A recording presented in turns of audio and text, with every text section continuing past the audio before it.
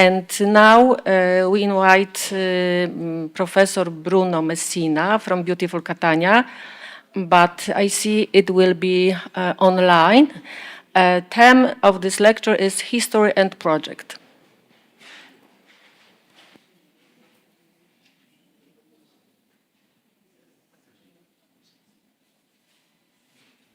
Good morning, everyone. I would like to thank Professor Tomasz Kozłowski for the invitation. The title of my speech is History and Project. History in various forms constitutes a constant reference in our work as architects. Every transformation is an expression of the city's time, is the result of a slow process of tampering with building and urban spaces which characterizes every ancient urban structure. Only a critical attitude, distant both from an historical idea of the city and from modernity at all costs, can help shape contemporaneity and ensure that the past can transmit its values. Throughout history, architecture has often represented extraordinary palimpsests of complex processes of transformation determined by changing historical and social conditions. Over time, some factories have maintained and incorporated pre-existing structures, adapting their layout to function through a technique of spatial resignification based on a process of typological mutation. This is the case of the Cathedral of Syracuse, in which the original perimetral plan of the Greek temples were transformed in a Christian basilica through the inversion determined by the closing of the intercolumniation of the peristasis and the opening of the walls of the cella of the Athenaeum.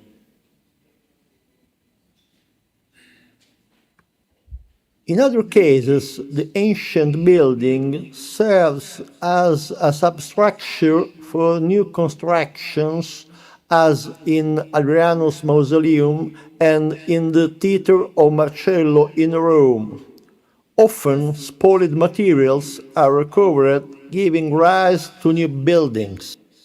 These examples demonstrate how architectural artifacts inherited from the past are perceived not as intangible testimonies but as living materials, as exempla that manifest their vitality over time precisely through their availability to alteration.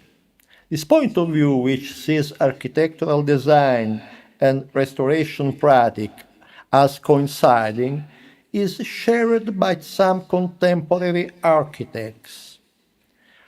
Rafael Moneo, in describing the processes of modification of the Mosque of Cordoba, maintains that it is precisely the respect from the identity that makes the transformation of a monument possible, guaranteeing its survival. In the intervention of an ancient castle in Pamplona on the Archive of Navarra, the Spanish architect creates new volumes and intervenes with extensive and necessary reintegration, using the same stone of the original facing with a more abstract texture and surface treatment that gives an unitary character to the entire intervention. Grassi's intervention on the Roman theatre of Sagunto is a very harsh solution.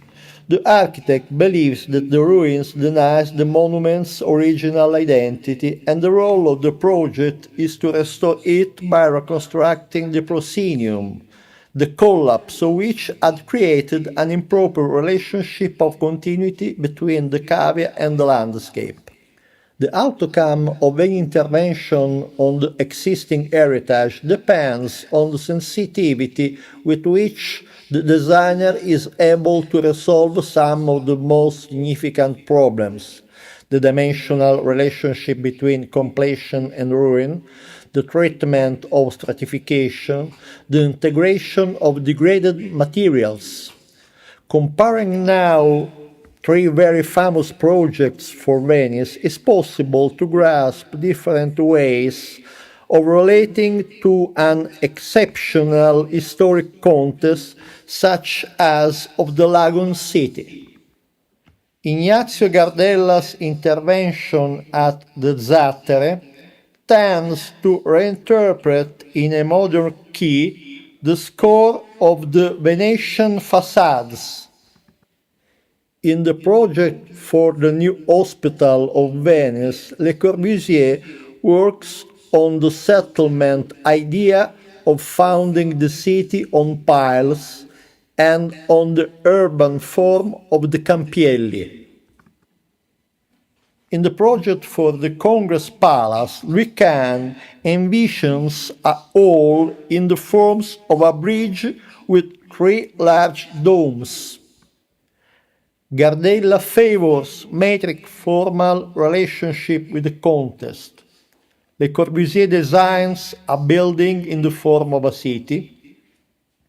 Kahn uses, in a symbolic and abstract way, two elements of the structure and the urban landscape, the bridge and the dome, avoiding any direct formal reference and adaptation of scale to the context.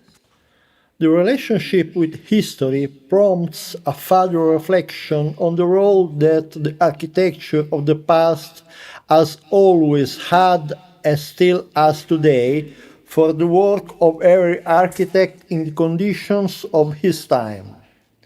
Many architects today, as in the past, pursue research paths oriented towards a critical vision of history, understood as a vital material in the condition of their contemporaneity.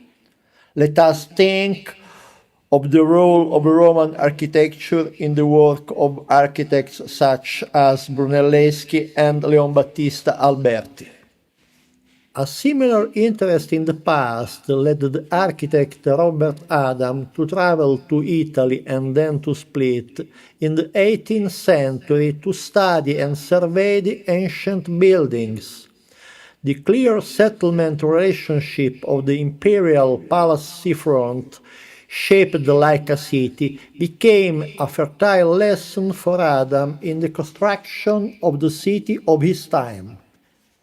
The memory of the system of warehouse and storage facilities in the Split's cryptoporticus became an operational tool for resolving the relationship between services, transportation, and housing in the Adelphi neighborhood that the Scottish architect built around 1770 on the banks of the Thames, a residential complex built on a foundation that contains services for the entire neighborhood, organized and distributed by a system of roads, both vehicular and pedestrian, which solved the function of loading and unloading from the river.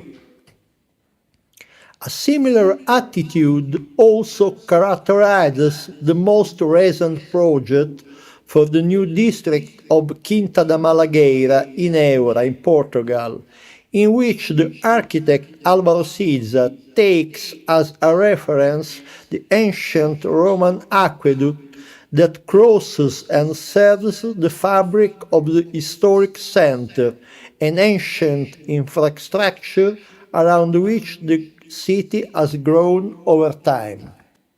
Quinta da Malagueira is a residential neighborhood organized around an infrastructural spine that contains the municipal water and the electricity networks connecting neighborhood's various blocks, similar to the historic city.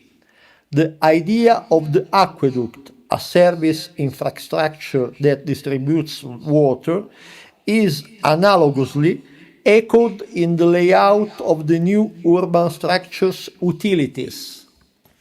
Another paradigmatic example is the residential project by Ramcolas for an urban block in Fukuoka in Japan. In this case, the theme of urban densification is addressed by the merging the idea of the insula of Pompeii and the experiments on courtyard house of Mies van der Rohe, in which the architecture appears as a stereometric volume closed on the outside. These examples are a clear testimony to how history can be an inexhaustible source of ideas and references. There is no temporal or stylistic distinction between architectures. The past and the present are living materials in a synchronic dimension completely different from the diachronic and classificatory one that characterize the work of historians. The buildings of the ancients are to architecture what the elements of nature are to the other arts. It seems to me that this passage sums up very precisely the value that history can represent for us architects. Thank you for your attention.